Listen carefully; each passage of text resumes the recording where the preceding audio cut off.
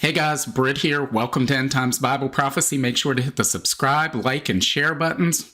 Well, we've got a number of stories we got to cover this week based on my being out for the last month. My voice is still giving out a little bit, so bear with me. I'm going to do the best I can, but this may break up a little bit as I have to edit this if I start coughing. But, the world has changed in a major way over the last few months, and there was a big development while I was out. And what am I talking about? Talking about this right here. This is the Cyprus Mail. It says, she tells Putin, now there are changes that haven't happened in 100 years. Together, we drive these changes.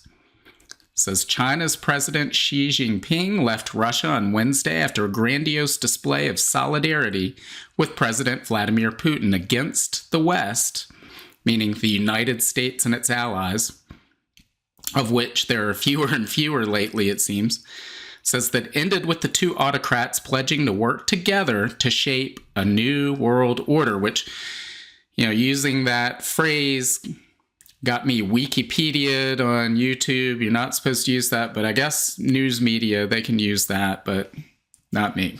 Anyway, it says, during his 2-day visit, Xi barely mentioned the Ukraine conflict and said on Tuesday in final remarks that China had an impartial position. There was no sign that Xi's efforts to play the role of peacemaker had yielded results, nor did he make any offer of direct support for Putin's war in Ukraine. Yet, as Xi departed, he told Putin, now there are changes that haven't happened in 100 years. When we are together, we drive these changes. I agree, Putin said, to which Xi responded, take care of yourself, dear friend, please. Now again, these types of comments made in public are not made just sort of on the spur of the moment. This is a message being sent out. And what is this change that hasn't happened in 100 years? We're going to get to that in a moment, but let's see what they say it is.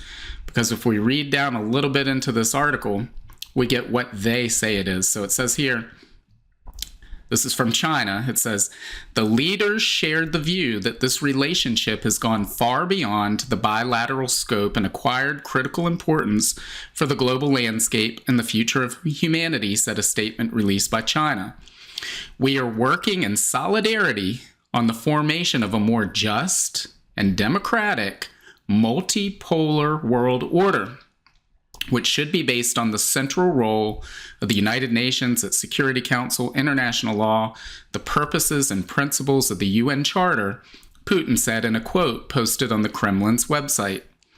An earlier joint statement included familiar accusations against the West that Washington was undermining global stability and NATO barging into the Asia-Pacific region, while also asserting that the close partnership between China and Russia did not constitute a military political alliance.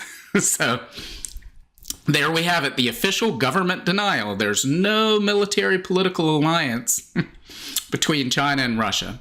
And as we know, when the government, any government, officially denies something, you pretty much take it to the bank that it's happening. So there is a military political alliance between China and Russia. We've talked about this for a long time. This is a known entity, even though you read some media sources and they make it sound like that's not the case, that Russia's isolated over the war in Ukraine and China, they really can't make up their mind which side they're on. But here they are clearly saying they are driving 100 years of change that hasn't happened in 100 years. What are they talking about? I believe it's very clear, and what we've been seeing happening is they are talking about moving away from United States military and economic dominance, not just on, the military front, but the soft underbelly of that. Where does this U.S. military dominance come from? It comes from the strength of the U.S. economy, the dollar being used as the world's reserve currency, and more importantly, U.S. treasuries being held as foreign reserves by central banks around the world. So United States debt being accepted as something that other nations want to hold. That is changing. It's very clear. So you go back 100 years ago, this is post-World War I. Who was the ascendant power?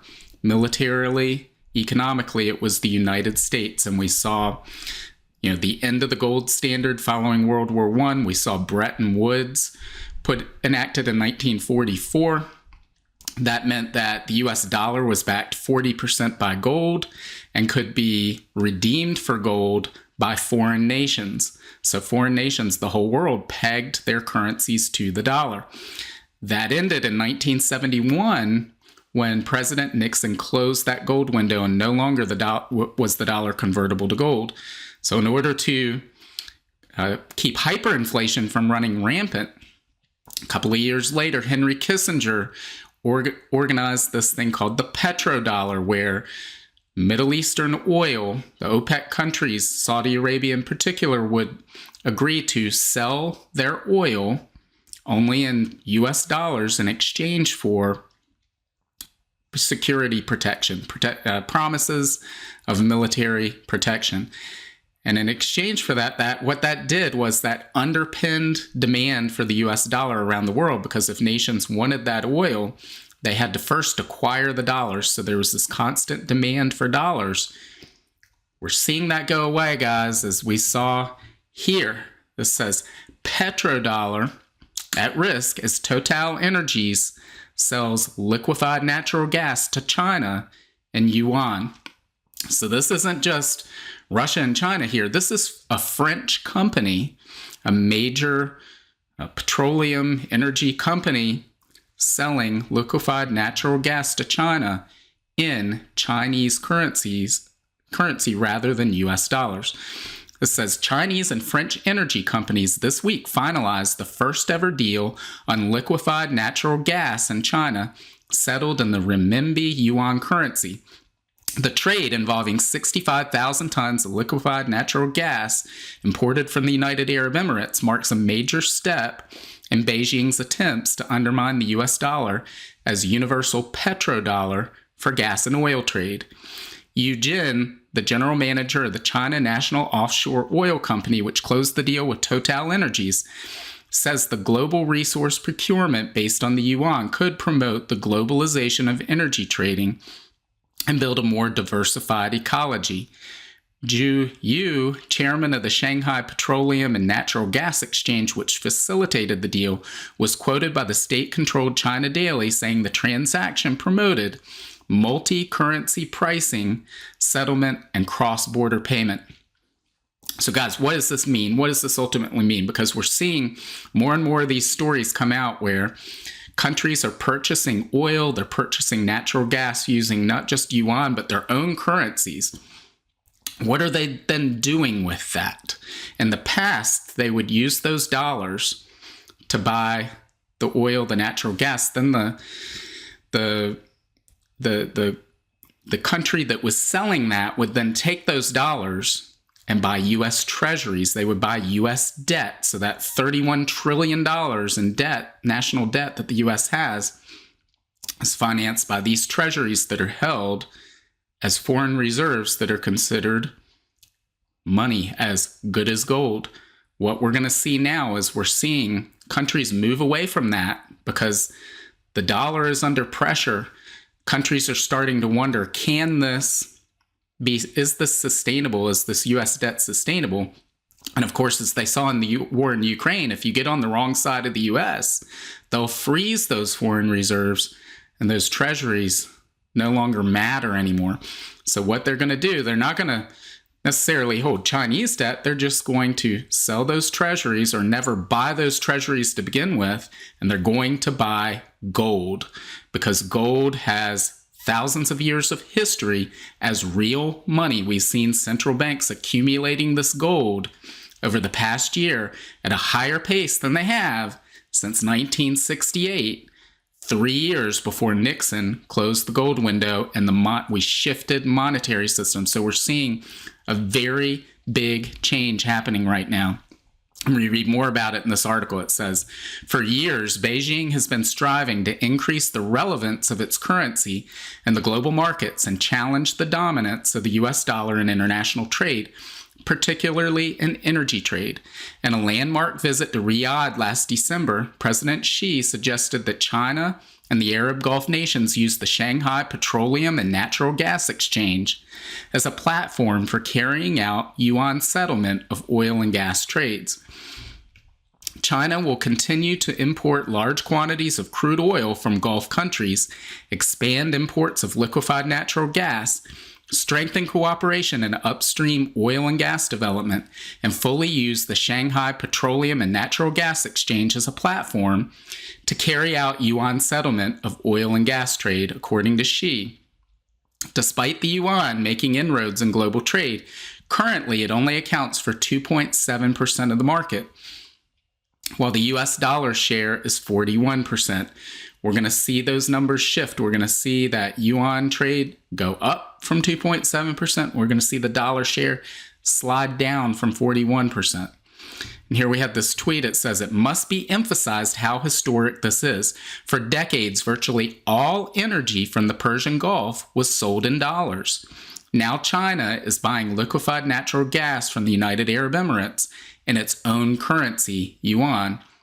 U.S. economic hegemony has heavily relied on the petrodollar system, which is now breaking apart." So think about this. China can now buy these energy products in its own currency. They are now gaining the power that the United States has. Think about this. In the past, if you wanted to acquire this oil or this natural gas, you had to have dollars. So if you were a foreign country, you had to somehow accumulate those dollars. You had to trade something in order to get those dollars so that you could then get the oil. The United States, on the other hand, could simply print those dollars because they are the world's monopoly supplier of dollars. They just printed the dollars. So that's an enormous power. You could essentially print energy. Now we're seeing that shift to other nations as well, China in particular, giving them the ability to do the same thing. Now, why would these nations that are selling this energy do that? Well, again, even though they know that those currencies are being devalued as well, that they're fiat currencies, they're simply exchanging those for gold after the trade is made, because gold will retain its purchasing power. They cannot be sure that U.S. treasuries will anymore because the dollar is losing its value. It has been for a long time, but we're seeing that accelerate. We're seeing that they can cut off your treasuries. So they go to zero, essentially. If the United States decides, well, we don't like you anymore, we're going to freeze your foreign reserves, they effectively go to zero. So they lose all their purchasing power. But if you hold gold, nobody can do that. There's no counterparty risk. You're not dependent on somebody fulfilling their promise. You have the gold and you can trade it for other things at a later date if you want to. So guys, this is huge. Why is this huge? Well, because the United States military and its ability to project power on a global basis comes from its economic might, its ability to issue debt, its ability to print dollars for energy. And that is waning right now.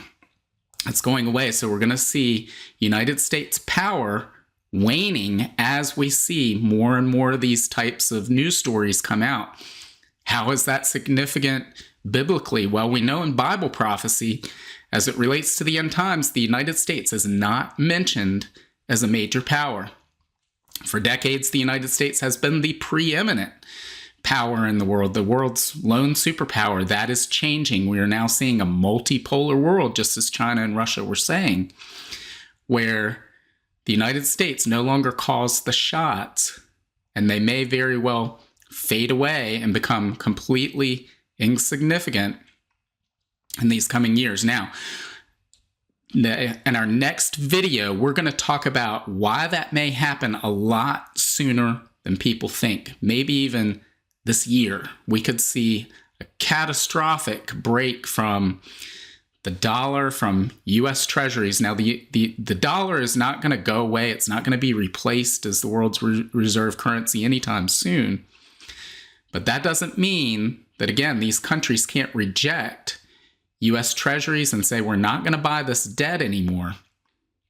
And that creates enormous problems for the United States and its ability to maintain and project power on the world stage. And again, that has huge prophetic implications because the Bible does not mention the United States in the end times. So, next video, God willing, we will discuss what may very well be going on because there are rumors that there is, well, you could call it a conspiracy. It could be a coordinated act of war, financial war against the United States going on right now. And could this come to a head here in the coming weeks, in the coming months? It's quite possible. So we're going to talk about that in the next video, so you aren't going to want to miss that. Again, God willing, I will see you on Wednesday. I have to say that because we have our own plans, but God sometimes has different plans, as we found out last month. So God willing, I will see you on Monday, and we will talk about this then. Bye. If you want to learn more about the end times and Bible prophecy, make sure to sign up for my free monthly newsletter and get your copy of my free ebook, 7 Signs of the End Times. Just follow the link in the description to get your free book. Also, make sure to check out all of my books. Just look up Britt on Amazon, Barnes & Noble, Apple iBooks, Google Books, Kobo, or anywhere books are sold. Thanks for watching today, and until next time, keep your eyes fixed on Jesus, the author and perfecter of our faith.